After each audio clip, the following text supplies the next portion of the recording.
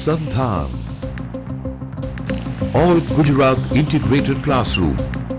સેટેલાઇટના માધ્યમથી જોડતી કડી એટલે સંધાન.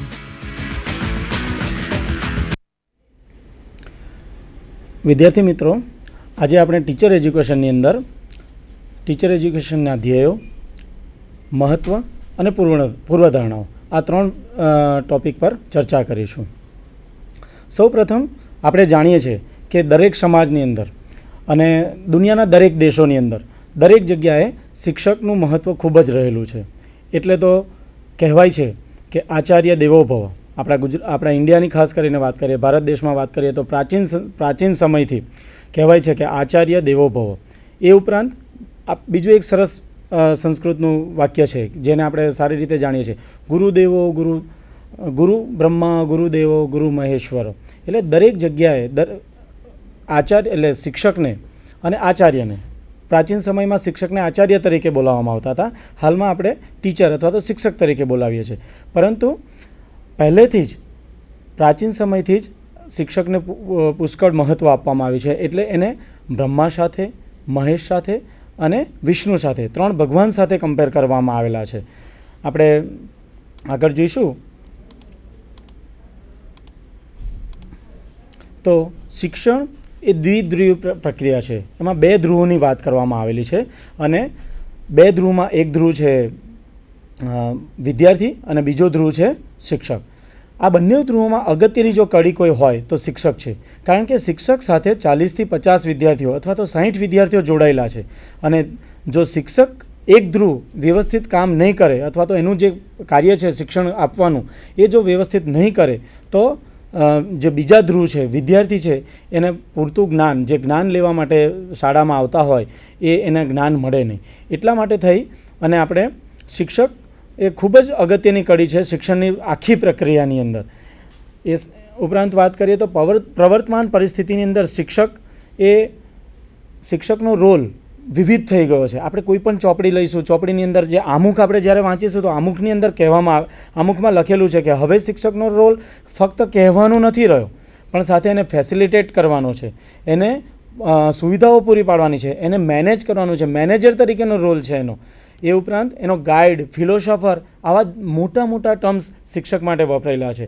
એટલે પ્રાચીન સમયમાં જે શિક્ષકો હતા અથવા તો થોડા વર્ષો પહેલાંની વાત કરીએ અને એ જે શિક્ષકો કાર્ય કરતા હતા એ કામ હવે રહ્યું નથી. કારણ કે જનરેશન ટુ જનરેશન ચેન્જ થવા લાગી છે, પરિસ્થિતિ બદલાવા લાગી છે, જ્ઞાનનો વિસ્ફોટ થવા લાગ્યો છે, સમસ્યાઓ વધવા લાગી છે. હાલમાં આપણે ગરીબી, બેકારી, રોજગારી, વસ્તી વધારો, જુદી જુદી સમસ્યાઓનો સામનો કરીએ છીએ. અને આ સમસ્યાઓમાં જો આપણે સાધારણ શિક્ષક રહેશે તો નહીં ચાલે.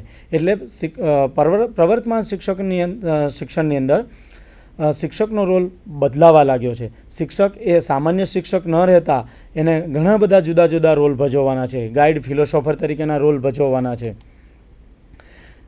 એ ઉપરાંત નવીનીકરણ અને ટેકનોલોજી એ બે અગત્યના પાસાઓ હાલમાં ચાલી રહ્યા છે. દિન પ્રતિદિન શિક્ષણની પ્રક્રિયાની અંદર કંઈક ને કંઈક નવું આવતું રહ્યું છે. વિવિધ પદ્ધતિઓ આવતી રહી છે, વિવિધ ટેકનોલોજી આવતી રહી છે. હાલ આપણે જાણીએ છીએ એ રીતે આઈસીટીનો યુઝ શિક્ષણની અંદર પુષ્કળ થવા લાગ્યો છે.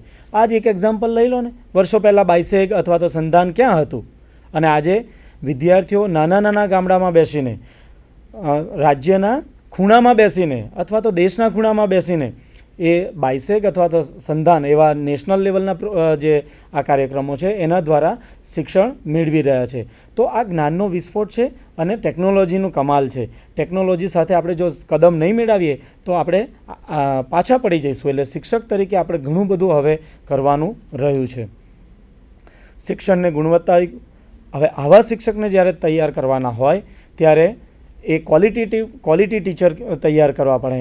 એના માટે આમનેમ કોઈ શિક્ષક બની જાય તો ન ચાલે, પરંતુ એના માટે શિક્ષક પ્રશિક્ષણ એટલે કે ટીચર એજ્યુકેશન જરૂરી છે, જેની આજે આપણે વિસ્તૃતમાં વાત કરીશું કે શિક્ષક પ્રશિક્ષણ શું છે. શિક્ષણ કાર્ય અને શિક્ષક બંને પ્રાચીન સમયથી ચાલતા આવ્યા છે. આપણે જાણીએ છીએ કે ગુરુ દ્રોણ હતા, એમની નીચે એકલવ્ય, અર્જુન, અને પાંડવો બધા જ અને કૌરવો બધા જ એજ્યુકેશન લેતા હતા. એટલે આ પ્રાચીન સમયથી ચાલતી આવતી પ્રક્રિયા છે. આ નિરંતર ચાલતી પ્રક્રિયા છે. એક દિવસમાં પૂરી થઈ જતી નથી કે 1 વર્ષ કે 5 વર્ષમાં પૂરી થઈ જતી નથી. નિરંતર ચાલતી પ્રક્રિયા છે. એ ઉપરાંત શિક્ષક તાલીમ અને શિક્ષક પ્રશિક્ષણ, આ 2 ટર્મ આપણે અત્યારે પહેલાં ખાસ સમજીશું અર્થ અને સંકલ્પનાની અંદર, કે શિક્ષક તાલીમ એટલે શું અને શિક્ષક પ્રશિક્ષણ એટલે શું. આપણે જ્યારે બંને ટર્મની વાત કરીએ એટલે એને ટીચર ટ્રેનિંગ કહેવામાં આવે છે અને ટીચર એજ્યુકેશન કહેવામાં આવે છે. ટ્રેનિંગ અને એજ્યુકેશન 2 શબ્દોમાં ઘણો મોટો ડિફરન્સ છે. મોટાભાગના લોકો આમ જ કહી દેતા હોય છે કે ટીચર ટ્રેનિંગ છે, ટીચર ટ્રેનિંગ ચાલે છે, ટ્રેનિંગમાં છું અત્યારે. પણ ટ્રેનિંગ અને એજ્યુકેશન એ 2 શબ્દો વચ્ચે ઘણો મોટો ડિફરન્સ છે. એ ડિફરન્સ જોઈએ તો એજ્યુકેશન એ શું કહે છે? Education is a more comprehensive and wider than the training which reflect the implied task. એટલે મોર કોમ્પ્રિહેન્સિવ છે, એની અંદર ઘણા બધા પાસાઓનો સમાવેશ કરવામાં આવે છે એજ્યુકેશનની અંદર, અને વાઇડર છે, એના સ્કોપ બહુ પહોળા છે ટીચિંગ કરતાં, ટ્રેનિંગ કરતાં. અને ટ્રેનિંગ જસ્ટ રિફ્લેક્ટ કરે છે. આપણે એક સરસ એક્ઝામ્પલ લઈએ કે હાઉ ટુ લર્ન. એટલે ટ્રેનિંગમાં શું આવે છે કે હાઉ ટુ બિહેવ અને હાઉ ટુ રિએક્ટ કરવામાં આવે છે. ધારો કે એક નાનું એક્ઝામ્પલ લઈએ કે આપણે કૂતરાને જો ભૂલમાંથી પગ લાગી જાય તો કૂતરાનું બિહેવિયર કેવું હશે, પ્રાણીનું બિહેવિયર કેવું હશે? તરત જ આપણને કરડવા દોડશે. એટલે એ રિએક્ટ કરે છે. જ્યારે માણસને, વ્યક્તિને કોઈક એ કરવામાં આવે, એ બિહેવ કેવું કરશે? કદાચ પગ આપણો કંઈક વાગી જાય, હાથ વાગી જશે તો આપણે તરત જ એને સોરી કહીશું અને એ વ્યક્તિ પણ શાંતિથી રિએક્ટ કરશે, એટલે રિસ્પોન્સ કરશે. એ આપણને તરત મારી નહીં દે, એ સિચ્યુએશન જોશે, કેવી રીતે છે, શું છે એ જોશે અને એની સામે રિસ્પોન્સ કરશે. એટલે ટ્રેનિંગ અને એજ્યુકેશનમાં ઘણો ડિફરન્સ છે. બીજી આપણે એક ડેફિનેશન જોઈએ. London bureau of employment, London employment bureau એ આપેલી છે ડેફિનેશન, ટ્રેનિંગ માટે આપેલી છે અને કહે છે systematic development of attitude, knowledge, skill, behaviour patterns required by an individual in order to perform adequately a given job or a task. કહેવામાં આ ડેફિનેશનમાં ઘણા બધા શબ્દો છે. એક તો એટીટ્યૂડ છે, એટલે એટીટ્યૂડ કેવો હોવો જોઈએ, નોલેજ, સ્કિલ, બિહેવિયર પેટર્ન્સ. એટલે આ શબ્દો જે છે એ શબ્દો બતાવે છે કે ટ્રેનિંગમાં વ્યક્તિએ એટીટ્યૂડ કેળવવાનો હોય છે, નોલેજ કેળવવાનું હોય છે, સ્કિલ કેળવવાની હોય છે, બિહેવિયર એનું મોડિફાય કરવાનું હોય છે ટુ પરફોર્મ એ ગિવન જોબ. એટલે એક જોબ જ આપેલી હોય છે કે એને, ધારો કે એક એક્ઝામ્પલ લઈએ કે કોઈક ફેક્ટરીની અંદર કોઈક વસ્તુ બનાવવાની ટ્રેનિંગ, એટલે બનાવવા માટે કારીગરને મૂકવામાં આવે છે. તો એ કારીગરને એ મશીન પર કામ કરતાં પહેલાં એક પ્રકારની ટ્રેનિંગ આપવામાં આવે છે કે આ મશીનને ઓપરેટ કેવી રીતે કરવું, કઈ કન્ડિશનમાં ઓપરેટ કરવું, કેટલા ટેમ્પરેચર સુધી ઓપરેટ કરવું, કેટલી પરિસ્થિતિ મીન્સ ક્યાર સુધી ઓપરેટ કરવું, વિવિધ ટેકનિકલ વસ્તુઓની સમજ આપવામાં આવે છે. તો એને ટ્રેનિંગ કહેવામાં આવશે. એને મશીન સાથે કામ લેવાનું છે, નહીં કે વ્યક્તિ સાથે. જ્યારે આપણે એજ્યુકેશનની વાત કરીએ અથવા તો ટ્રેનિંગની ફરીથી વાત કરીએ, શિક્ષકની વાત કરીએ તો બ્રુનરે કીધેલું છે કે knowledge consist of fact, concept, term, principle, theories and generalization etcetera which are useful for a teacher. ટીચરને શું જરૂર છે? તો કે ફેક્ટ, જે માહિતી જે છે તે જરૂરી છે. કોન્સેપ્ટ એટલે શિક્ષણમાં વિવિધ સંકલ્પનાઓ રહેલી છે તો એ સંકલ્પનાઓને સમજવાની જરૂર છે. ટર્મ્સ, જુદી જુદી ટર્મ્સ આવતી હોય છે. ધારો કે આપણે આજે જ લઈએ ટીચર એજ્યુકેશન, એજ્યુકેશન એક ટર્મ છે તો એને સમજવા, એજ્યુકેશન શું છે એને સમજવાની જરૂર છે. એ ઉપરાંત પ્રિન્સિપલ્સ, ઘણા બધા સિદ્ધાંતો આવતા હોય છે તો એ સિદ્ધાંતોને પણ સમજવાની જરૂર છે. થિયરીઝ, કેટલી બધી થિયરીઝ અંદર આવતી હોય. જનરલાઇઝેશન, કઈ વસ્તુમાં જનરલાઇઝેશન કરી શકાય અને કઈ વસ્તુમાં જનરલાઇઝેશન ન કરી શકાય એ પણ સમજવાની જરૂર છે. આ બધું ભેગું થાય ત્યારે આ બધી વસ્તુઓ શિક્ષકને ખૂબ જ જરૂરી છે. એ જ વસ્તુને આપણે ગુજરાતીમાં કહીએ તો હકીકતો, સંકલ્પનાઓ, પરિભાષાઓ, સિદ્ધાંતો, વિચારધારાઓ અને સામાન્યકરણ વગેરેનો સમાવેશ થાય છે. જ્યારે શિક્ષકને આ ખૂબ જ જરૂરી છે અને આ જરૂરી ક્યાંથી મળી રહ્યા છે? આ જરૂરિયાત મળી રહે છે શિક્ષકને એજ્યુકેશનમાંથી, નહીં કે ટ્રેનિંગમાંથી. ટ્રેનિંગ શેને ઇન્ક્લુડ કરે છે, શેને સમાવેશ કરે છે ટ્રેનિંગ? સ્કિલ, એટીટ્યૂડ, નોલેજ અને બિહેવિયર પેટર્ન. આ વસ્તુને જ મોડિફાઈડ કરે છે. મશીન ચલાવવા માટે એને ટ્રેન કરવામાં આવે છે. એ ટ્રેન કરવામાં આવે એટલે એ વ્યક્તિ એ મશીન ચલાવી શકતો હોય છે. એને સારામાં સારી રીતે એને સમજણ આપવામાં આવેલી છે કે કઈ કન્ડિશનમાં ચલાવવું, કેવી રીતે ચલાવવું, ક્યારે બંધ કરવું, દરેક વસ્તુની તાલીમ આપવામાં આવેલી છે. બીજું એક, આપણે સર્કસ જોવા જઈએ છીએ, સર્કસમાં પણ પ્રાણીઓને તાલીમ આપવામાં આવેલી છે, ટ્રેનિંગ આપવામાં આવેલી છે. આપણે જોતા હોય છે કે હન્ટર ફટકારે એટલે કૂતરો હોય તો ટેબલ પર ચડી જાય, વાઘ હોય તો એક રિંગમાંથી કૂદીને બીજા રિંગમાં જતા રહે. તો આ બધી ટ્રેનિંગ છે. એટલે ખાસ કરીને ટ્રેનિંગ શબ્દ જે છે તે મિકેનિકલ છે અને સાથે સાથે પ્રાણીઓ અથવા તો પશુઓ સાથે સામેલ એને જોડવામાં આવેલો છે. એજ્યુકેશન જોડવામાં આવેલો નથી.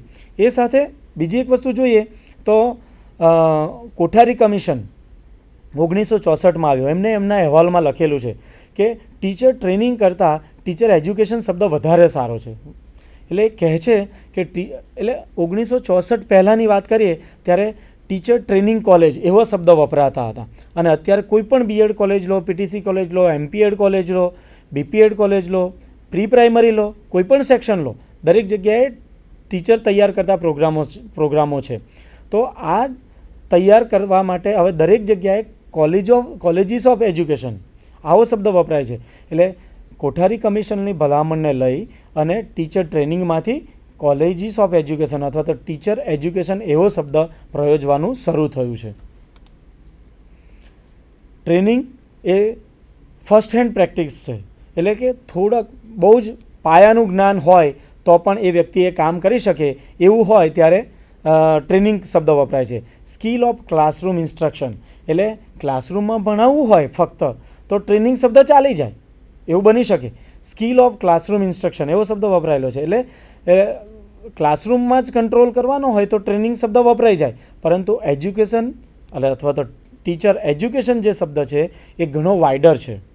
એની અંદર ઘણી બધી સંકલ્પનાઓ, ઘણા બધા પરિભાષાઓનો સમાવેશ થાય છે, થિયરીઝનો સમાવેશ થાય છે. તો એ સમાવેશ કરી અને જે એજ્યુકેશન શબ્દ આપવામાં આવેલો છે એમાં શિક્ષકને ઘણું બધું જ્ઞાન આપવામાં આવેલું છે કે જે આપણે જોઈશું. Broad base for understanding the basic conceptions of educational practice.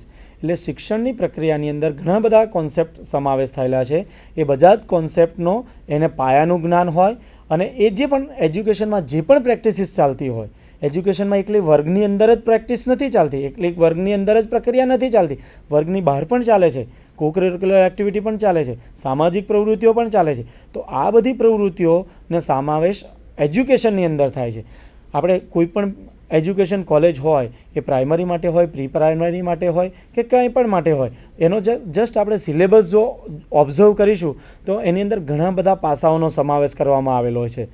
Yoga, computer, philosophy, psychology, sociology, એ ઉપરાંત આ જ રીતે ક્લાસરૂમ પ્રેક્ટિસીસ, ટીચર એજ્યુકેશન, આ સિલેબસ જોઈશું તો ઘણી બધી વસ્તુઓનો સમાવેશ કરેલો છે.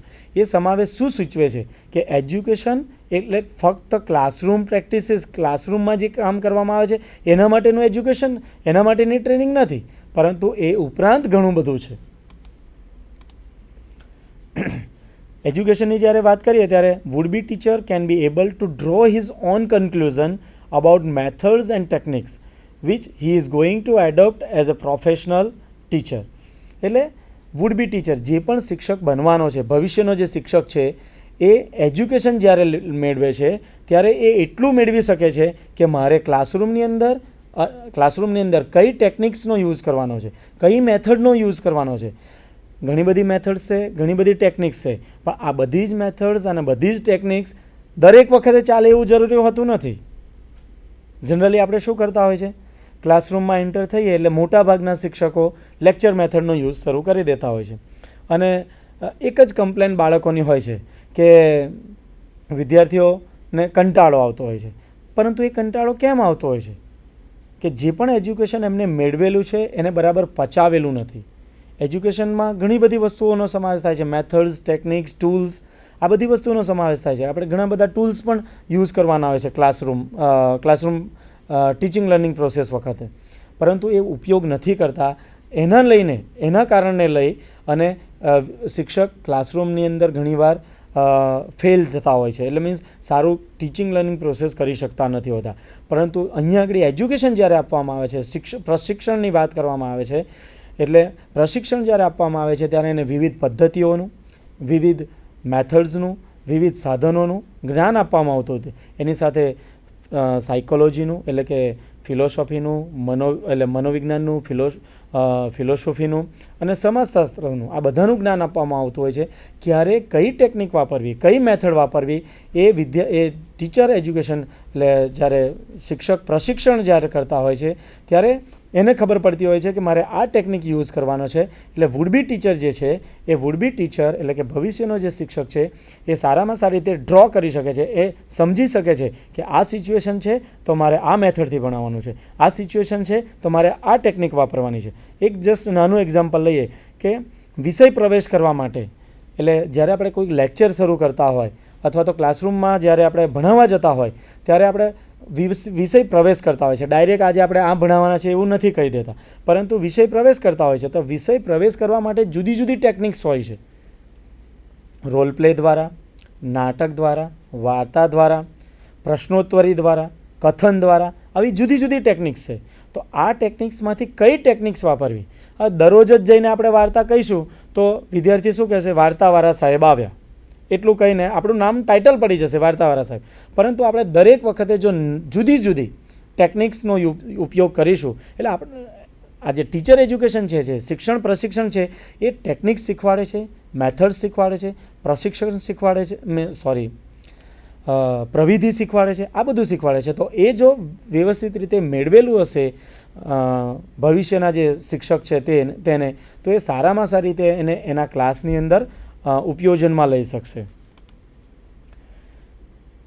Education A broad scientific knowledge about process of education. શિક્ષણની પ્રક્રિયામાં 3 પ્રોસેસ છે: ઇનપુટ, પ્રોસેસ અને આઉટપુટ. આ 3 શબ્દોને જો આપણે સમજીએ તો